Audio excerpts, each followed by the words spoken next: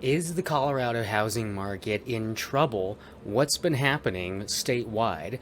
Inventory for the whole state of Colorado has increased 70% year over year. So from last year to this year, we have 70% more inventory for the state. Home prices, however, again for the state of Colorado, have decreased 12% year over year. So with much more inventory and with cheaper home prices, what does that mean for 2023 and the state of the housing market for Colorado? Let's take a look. So we are looking at the newest report from the Colorado Association of Realtors. This is the market trends that they have looked at for the second half of 2022. And the title of this article is "A Long-Term Frenzied Housing Market Shifts in Second Half of 2022. I'm not going to read this whole article. You can look it up yourself if you want to read the whole thing. But I want to go through some highlights, and then I also want to look at some actual data, because you're going to get some good data here because it's pulling from all the MLSs in Colorado. But we'll also take a quick look at what's going on specifically in Colorado Springs, Denver, and Pueblo, since I can actually look at each one of those MLSs. So I'll start off and I'll read the summary of this at the beginning. The robust, fast-paced real estate market that has dominated Colorado for the past several years and into the first half of 2022 changed significantly in the second half of the year and was punctuated by a December freeze that saw new listings fall to all-time lows statewide, according to the December 2022 Market Trends Housing Report and Analysis from CAR, Colorado Association of Realtors. With realtors using terms like frenzied, volatile, unpredictable, tumultuous, bipolar, unprecedented, schizophrenic, and the year of change, market conditions across the Denver metro area and statewide pushed wary buyers and sellers to sit on the sidelines as interest rates climb and uncertainty prevails. If mortgage rates doubling in 1 year have only slowed but not stopped the demand from buyers, 2023 will look very much like the normal market we haven't seen since 2019, and still slightly in favor of sellers, said realtor Jared Nixon. Buyers will benefit in 2023 with more inventory options, less competition, fewer multiple offer situations, and more time to evaluate properties to make sure they are the right fit. We may see a return of greater stability and predictability in the housing market if inflation and mortgage rates stabilize. So looking at Denver Metro in particular, we'll start there with the single family market. We've actually had a 28.1% drop in new listings from last year to this, so from December 2021 to December 2022. So year over year, we've actually had almost a 30% drop in new listings in Denver Metro. Pending under contract, we've had 18.2% drop, almost a 20% drop. Sold listings, a 38.5% drop. So the amount of sold properties has severely, almost 40% decrease to this year from last year. The median sales price has actually gone up a little bit. We are at 0.6%, a little over 0.5% in median sales price gain for Metro Denver. Average sale price gain has not changed. So it's either been stable or gone up slightly year over year. That is interesting. The percent of the list price received. So the list to close price is 98.2%. And what that means is that the amount that they listed the property for, the amount it actually sold for, is 98.2% of the list price. So they almost got 100% of what they asked for, but they didn't quite get there. And that is a little bit of a drop, because in December of 2021, people were getting on average 101.3% of their asking price. So they were getting a little bit more. And so that's been a drop of 3.1%. Days on market has increased. We're at 47 days for Denver Metro, and that's an increase from last year of 21 days. So it's doubled, the days on market until a property goes under contract. and the month's supply of inventory. So 1.4 months worth of inventory for last month, December, compared to zero point 0.6 months worth of inventory year over year. So there has definitely been a major increase in listings in Denver Metro. Now, if you want to look at statewide, you've had similar decrease in the amount of listings. So a 30.1% decrease in new listings. Under contract, there's been a year-over-year decrease of 24.5%. Sold listings, a decrease of 42% year-over-year. And you're seeing similar median sales price increase, a 0.6% increase year-over-year. But, interestingly, the average sale price went down a bit. By 6.7% year over year. And really this is going to be property specific. It's going to be neighborhood specific. So these numbers are going to change. And this is statewide. So there's many different factors that could play into why those numbers are as they are. But compared to Denver and statewide, this does seem to indicate that prices have stabled and kept have stayed the same year over year on average. Even with the wild influx, the change has been fairly minimal long term.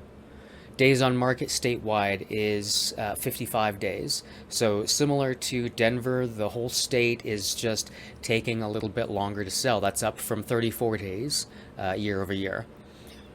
The percent of the list price. So properties are getting 98% of their asking price. Compare that to a year ago where they were getting 100.7. So they were getting a little bit above on average. Now they're getting a little bit less.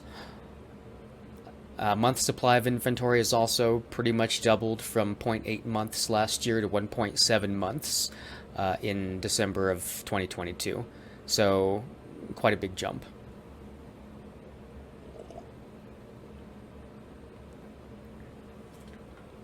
I'm going to read through a couple of these, and if you want to read something particular to where you live, again, you can look up this article. I'll link to it so you can find it. It was a bit difficult for me to find.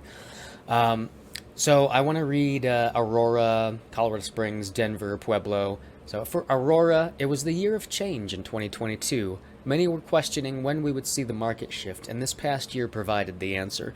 The first quarter of 2022, buyers stood in line for their 15-minute time slot to view a home. By June, that had all changed. Showing times were available, and sellers realized that they were not going to get the aggressive price they were hoping for. Colorado Springs. To say this was a strange year for housing would be the largest understatement.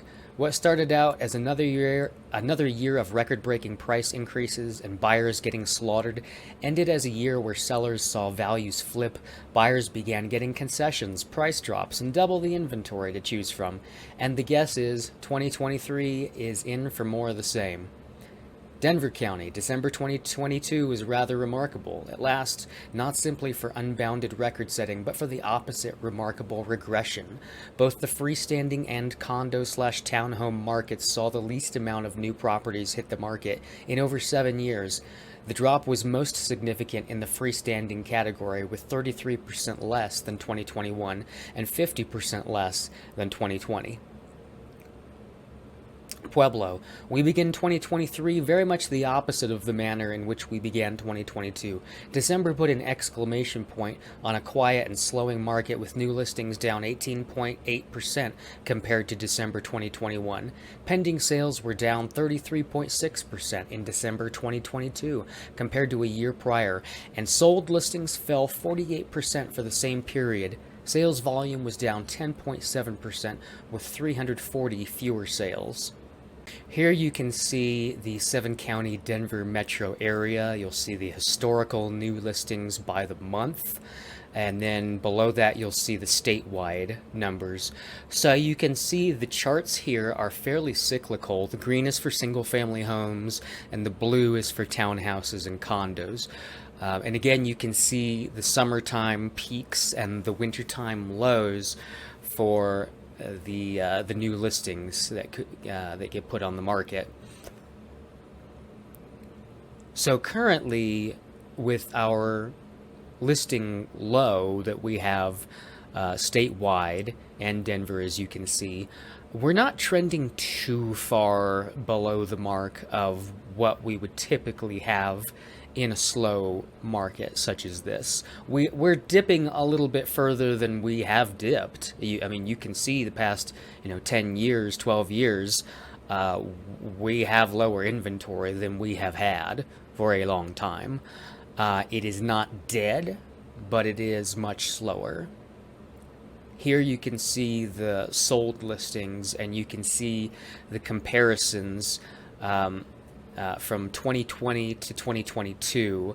So in December, we're comparing Decembers of 2020, 2021, 2022. So we're seeing an increase in sold listings in December 2020 year over year by 7.4%. And that takes a dip in the next year, December 2021, negative 7.4%. Takes another dip December 2022 of negative 38.5%. So again, almost a 40% drop in new home listings year over year. And that's for single family. So the blue will represent the condos and townhouses. And you can see similar numbers. There was a 22.6% jump in sold listings in December 2020, and to December 2021, that dropped 14.7%. To December 2022, that dropped another 40.8%.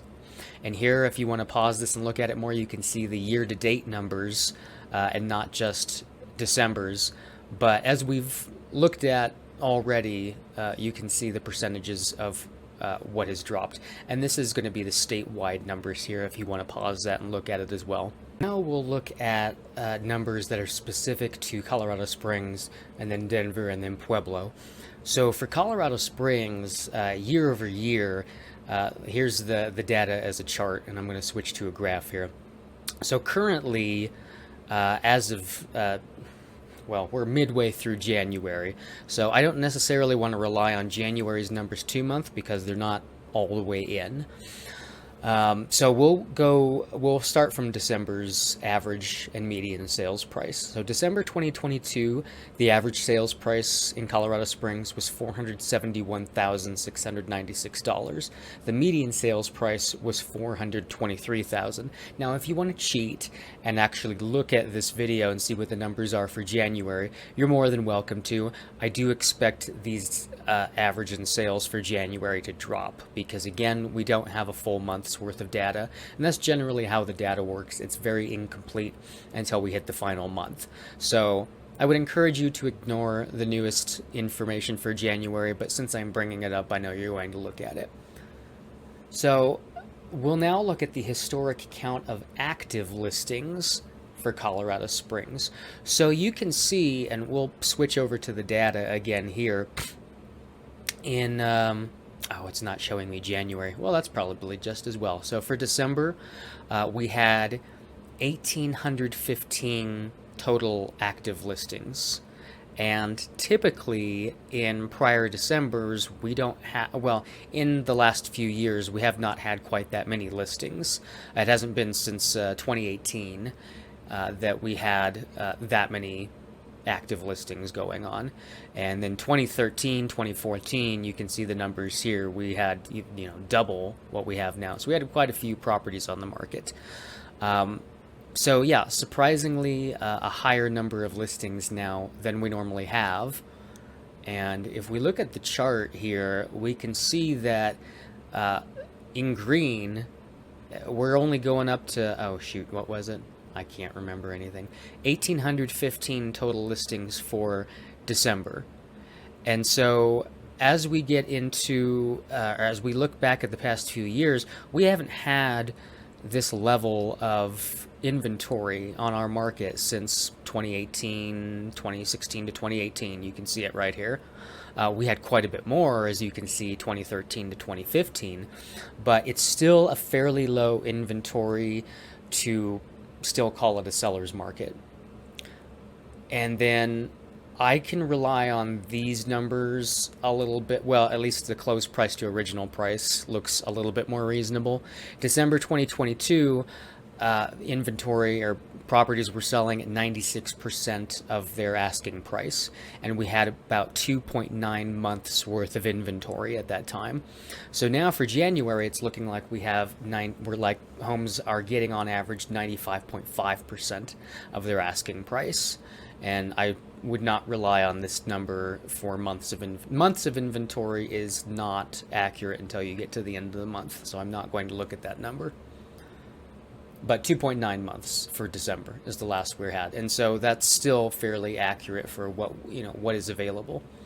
Now, if we switch over to Denver, Denver is interesting. Well, Denver incorporates, I'm looking at Denver County right now, and it incorporates such a large, variety of neighborhoods. It's a little bit more difficult to nail down numbers, but they do still generally hold up. Where you had the high point, like you did in Colorado Springs, you had the high point for sales prices in April of 2022, and they've come down since then. So you had your high, your average sales price in Denver County was $791,188. The median close price was $651,500. So now you compare that to January, where the average close price is $682,515, and the median close price is $550,000. So you've taken about $100K drop on average for property in Denver from April of 2022 to now. That is quite a drop. So on average, that's a 13% drop in home prices from April to now. And yeah, it's about 9.6 to 10% drop in Colorado Springs from April to now.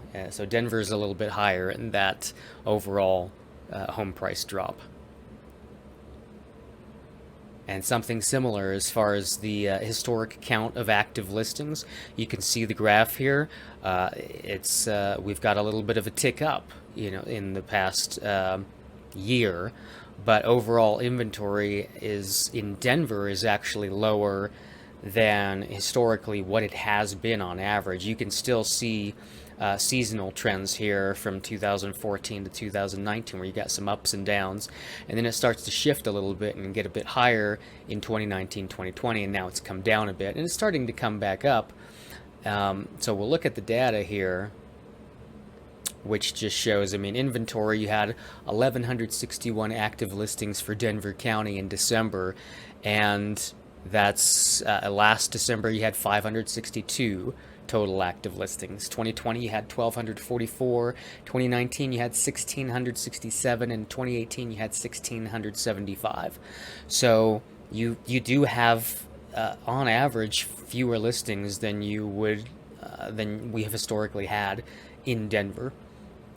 The list to close price, again, this is for Denver County, as of December 2022 is also 96% of the asking price, and as of January of this year it's at 95.7% currently. And as of December, Denver had 3 months worth of inventory. And here you can see the Pueblo stats, and this is going to be Pueblo County specifically. I'm not looking at Pueblo West or any other surrounding areas, so if you would like specific information other than Pueblo County, let me know. So we're looking at 2022 to this year currently. So in 2022, Pueblo County had a total of 5,359 new listings. And 2023, they've had 195 listings so far. The median sales price in 2022 in Pueblo was $296,000, and compare that to 2023, where it's currently at $292,450. So you're at a 1.2% decrease year over year. Not too bad. The average sales price in 2022 was $318,357. Compare that to 2023, where it's $283,861, and that's a 10.84% decrease. So it has decreased a little bit. The list to ask price in 2022 was 98.86%. It has decreased now to 97.55%. The average days on market in 2022 is 71 days, and currently in Pueblo it is 88 days. The inventory was 1.63 months in 2022, and I'm not looking at that. 25.72 months worth of inventory for 2023. Yeah, no. I don't look at the current months of inventory for that. And then this is another report from the Colorado Association of Realtors. This is their most recent lender-mediated report. So this will tell you how many listings were foreclosures, or what they call REOs, real estate owned. How many of them were short sales, and how many of them were regular sales. So here you can see for December 2022, there were 5,767 traditional sold listings, and there were 10 REOs. So there were 10 foreclosures for the month of December. There were no short sales. And if you compare that to December of 2021, there were a total of 10,003 traditional sales, 13 REOs, and 4 short sales. So they're happening, these short sales and foreclosures, but that's not very much. And if you look at the graph here, where you'll see the share of sold listings that were lender mediated, right now we're trending at 0.2%.